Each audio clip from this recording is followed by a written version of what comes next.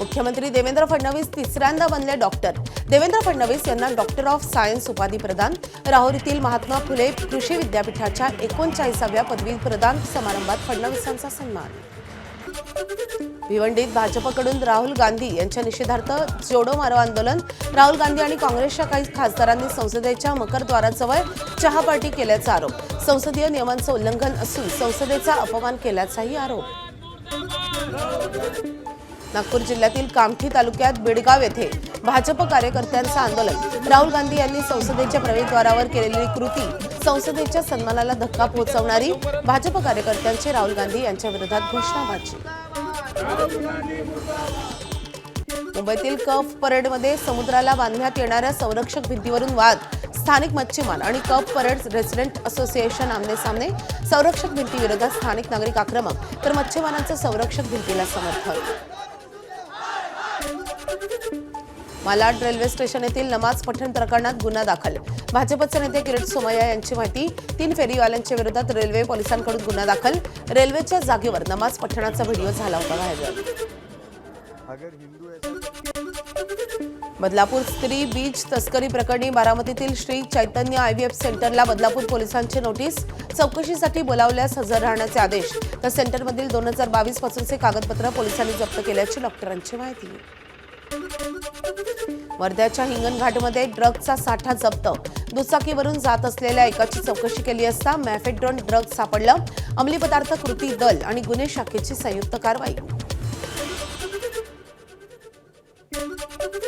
नशेचं injection विकणाऱ्याला सांगलीतील विटा पोलिसांनी केली अटक। रोहित जावीर असं आरोपीचं नाव। आरोपीकडून नशेच्या इंजेक्शनच्या 50 बॉटल जप्त। सीबीआय अधिकारी असल्याचं सांगत धमकी। निवृत्त आरबीआय कर्मचाऱ्याला 1,10,00,000चा ऑनलाईन गंडा। अंधेरी पूर्व परिसरात निवृत्त आरबीआय कर्मचाऱ्याची सायबर फसवणूक। अटक करण्याची धमकी देत आरोपीने पैसे उकळले। अज्ञात व्यक्तीच्या विरोधात गुन्हा दाखल। पुढील तपास सुरू।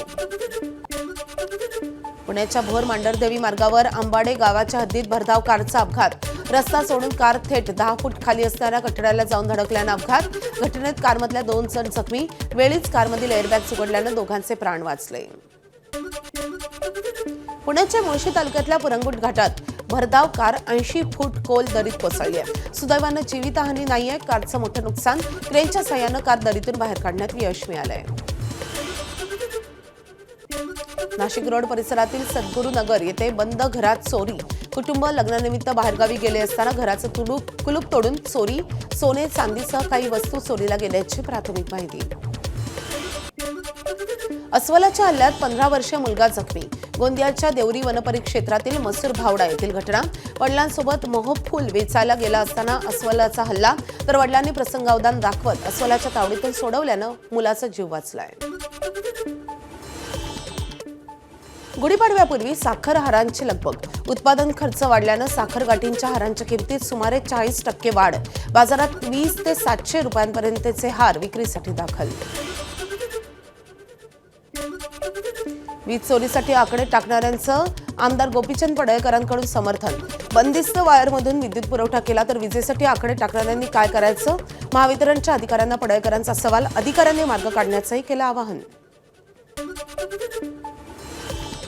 आकडे टाकणाऱ्यांनी आता काय करायचं? तुम्ही केबलिंग करायला लागलाय आणि तुम्हाला इकडे कनेक्शन पण बंद आहे। आता त्यांनी आकडेच त्यांच्याकडे टाकायची पहिल्यापासूनची सवय आहे आणि आता तुम्ही केबल टाकल्याच्या नंतर आकडे टाकण्याचं मी समर्थन करत नाही, पण आता त्यांना आपण कनेक्शन कशी देणार?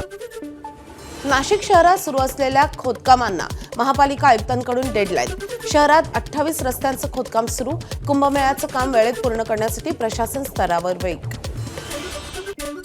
राष्ट्रीय महामार्गावरील प्रवास आता महागणार। 1 एप्रिलपासून टोलच्या वार्षिक पासमध्ये 75 रुपयांची दरवाढ। नॅशनल हायवे अथॉरिटी ऑफ इंडियाचा निर्णय। छत्रपती संभाजीनगरमध्ये उन्हाच्या तीव्रतेमुळे शाळांच्या वेळेत बदल। सकाळी 7 ते दुपारी 12:30 या वेळेत भरणार शाळा। प्रतिकूल परिस्थितीवर मात करत अहिल्यानगरच्या चास येथील बापूसाहेब रतन गायकवाड यांचा यूपीएससी परीक्षेत 561वा क्रमांक। मिळवलेल्या यशानंतर गावातून भव्य मिरवणूक काढत केला सत्कार। नाशिक जिल्हा परिषदेच्या नवचेतना अभियानात ठरला प्रेरणादायी विवाह। जिल्हा परिषदेचे मुख्य कार्यकारी अधिकारी आणि प्रशासकीय कर्मचाऱ्यांनी अंतरपाठ धरत लावला आंतरजातीय विवाह। पाण्याची वेगानं वाफ. राज्याला पाणीपुरवठा करणाऱ्या धरणांमधील पाणीसाठा 60.37%वर, तर यावर्षी पाऊस लांबण्याचा हवामान विभागाचा अंदाज. जलसंपदा विभागासमोर पुढील 4 महिने पाणी पुरवठ्याचं मोठं आव्हान. गोंदियाच्या वडेगाव येथे जंगली हत्तींचा 4 दिवसांपासून धुमाकूळ. शेतातील पाईपलाईन आणि मका पिकाचं नुकसान. शासकीय हमीभावानं नुकसान भरपाई देण्याची शेतकऱ्यांची मागणी. यवतमाळमध्ये जीवन प्राधिकरणाची पाईपलाईन फुटल्यानं लाखो लिटर पाणी वाया. नागरिकांकडून 5 फूट पाण्यात उतरून ठेकेदाराच्या गलथान कारभाराचा निषेध व्यक्त. चिपळूणमध्ये महसूल विभागाकडून उभारण्यात आलं बोटॅनिकल गार्डन. देवराई बोटॅनिकल गार्डनचं पालकमंत्री उदय सामंत यांच्या हस्ते उद्घाटन. 170हून अधिक विविध जातींच्या झाडांची लागवड.